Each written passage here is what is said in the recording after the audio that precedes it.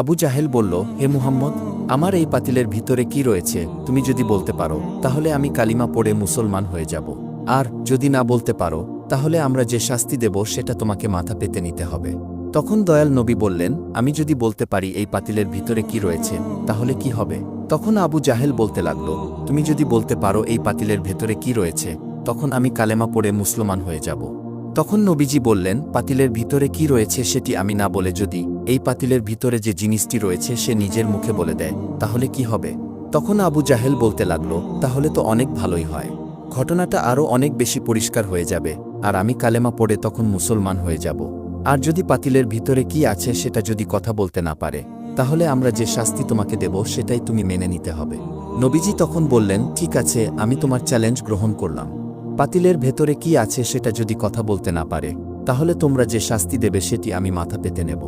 অতঃপর আবু জাহেল সবাইকে বলছে, হে মহল্লাবাসীরা, তোমরা সকলেই শুনেছ মুহাম্মদ বলেছে এই পাতিলের ভিতরে কি রয়েছে সেটি নিজের মুখেই সে বলবে, যদি না বলতে পারে তাহলে আমরা মুহাম্মদকে যে শাস্তি দেব সেটিই সে মাথা পেতে নেবে। সুতরাং তোমরা সকলেই সাক্ষী থেকো। অতঃপর দয়াল নবী এবং আবু জাহেলের লোক সবাই মিলে বড় একটি মাঠের ভিতরে জড়ো হল। চারদিকে অনেক মানুষ রয়েছে, আর মাঠের মাঝখানে দয়াল নবী এবং আবু জাহেল রয়েছে। নবীজি তখন পাতিলের দিকে তাকিয়ে তার শাহাদাত আঙ্গুলটি ইশারা করে বলতে লাগল, কে তুমি? আমার আল্লাহর হুকুমে তুমি কথা বলা শুরু করো। তখন আল্লাহ তাআলা জিব্রাইলকে ডেকে বলছে, হে জিব্রাইল, তুমি দেখো আমার বন্ধু পাতিলের দিকে ইশারা করছে। আমার বন্ধু যখন পাতিলের দিকে ইশারা করবে তখন তুমি সাথে সাথে সাপটিকে আবার পুনরায় জীবিত করে দেবে। এই হুকুম পেয়ে হজরত জিব্রাইল আলাইহিস সালাম সাপটিকে পাতিলের ভেতরে জীবিত করে দিলেন। অতঃপর দয়াল নবী শাহাদাত আঙ্গুলটি পাতিলের দিকে দেখিয়ে বলতে লাগল, তুমি কে? আল্লাহর হুকুমে তুমি কথা বলো। এবার সাপটি কান্না করে বলছে, হে দয়াল নবী, আমি হলাম মূসা নবীর উম্মত, আমার নাম হচ্ছে হারেসা। হে নবী, আমি আপনার কাছে আসতে গিয়ে মদিনা থেকে বুকের উপর ভর করে হাঁটতে হাঁটতে 6 মাস পর্যন্ত হাঁটার কারণে অনেক ক্লান্ত হয়ে গিয়েছিলাম। তখন আমি এই বেঈমানের বাড়ির সামনে একটু বিশ্রাম নিচ্ছিলাম, একটু ঘুমিয়ে পড়েছিলাম। এই বেঈমান সকালবেলা আমাকে দেখার পর আমাকে বেঁধে অনেক মেরেছিল। আমি তাকে অনেক বুঝিয়েছিলাম আপনার কাছে আসার জন্য যেন একটু আমাকে সুযোগ করে দেয়, কিন্তু এই বেঈমান আমার কোনো কথাই শোনেনি। সে আমাকে শিকল দিয়ে বেঁধে দিন রাত আঘাত করেছে এবং আমাকে মেরে ফেলেছে।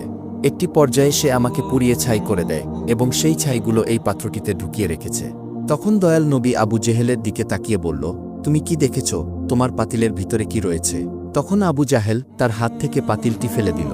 সাথে সাথে সাপটি পাতিল থেকে বের হয়ে আসলো। তখন সাপটি আবু জাহেলকে মারার জন্য দৌড়াতে লাগল এবং আবু জাহেল দৌড়াতে দৌড়াতে দয়াল নবীকে বলতে লাগল, হে মুহাম্মদ, তুমি তাড়াতাড়ি তোমার সাপকে থামাও। তখন দয়াল নবী সাপটিকে লক্ষ্য করে বলল, তুমি থামো। তখন সাপটি নবীজিকে বলল, আমি আপনার নাম স্মরণ করার কারণে অপরাধী হয়ে গিয়েছি। এই আবু জাহেল আমাকে এত বেশি আঘাত করেছে, এত বেশি কষ্ট দিয়েছে যে আমি বলে বুঝাতে পারবো না। তাই আজকে আমি ওকে শেষ করে ফেলব, আমি ওকে ধ্বংস করে দেব। আবু জাহেল তখন ভয়ে ভয়ে বলতে লাগল, হে মুহাম্মদ, কিছুই তো বুঝতে পারছি না, আমার মনে হয় তোমার সাপ আমাকে মেরেই ফেলবে। এই বলে আবু জাহেল আবার দৌড়াতে লাগল। তখন সাপটি আবু জাহেলের পিছু পিছু দৌড়াতে লাগল। দয়াল নবী তখন সাপটিকে আবারও বলল, হে হারেসা, তুমি ওকে ছেড়ে দাও। নবীজির কথা শুনে সাপটি একবার সামনের দিকে তাকায়, আবার পিছনের দিকে তাকায়। এরপর জিহবাটা বের করে দিয়ে কান্না করতে লাগল। তখন দয়াল নবী বলতে লাগল, হে হারেসা, তুমি আমার কাছে মাফ চাওয়ার জন্য এতদিন এত কষ্ট করেছ, যাও আমি তোমাকে মাফ করে দিলাম। তখন হারেসা সাপটি কান্না করে বলতে লাগল, হে দয়াল নবী, আপনি আমাকে মাফ করেছেন, আমার জীবন ধন্য হয়ে গিয়েছে। এই বলে হারেসা সাপটি পানির দিকে রওনা করল। সাপটি একবার আমার নবীর দিকে তাকায়, একবার সামনের দিকে তাকায়। তখন দয়াল নবীর চাচা আবু জাহেলকে ডেকে বলল, চাচা, তুমি কি আর মানুষ হবে না? নবীজির কথা শুনে আবু জাহেল মাথা নিচু করে দাঁড়িয়ে রইল। এরপর নবীজি হারেসা সাপটিকে বলল, তুমি কি মানুষ হতে চাও? সাপটি তখন বলল, হে নবী, আপনি আমাকে মাফ করে দিয়েছেন, এতেই আমার জীবন ধন্য হয়ে গিয়েছে। এখন আপনি যদি আমাকে আবার মানুষ বানিয়ে দেন তাহলে এর চেয়ে ভালো খবর আমার জীবনে আর কি হতে পারে? দয়াল নবী তখন আল্লাহর দরবারে মোনাজাত করে বললেন, হে আল্লাহ, তুমি আমার হারেসাকে মানুষ বানিয়ে দাও। তখন আল্লাহ রব্বুল আলামিন নবীজির দোয়া কবুল করে নিলেন এবং হারেসা সাপ মানুষে রূপান্তর হয়ে গেল।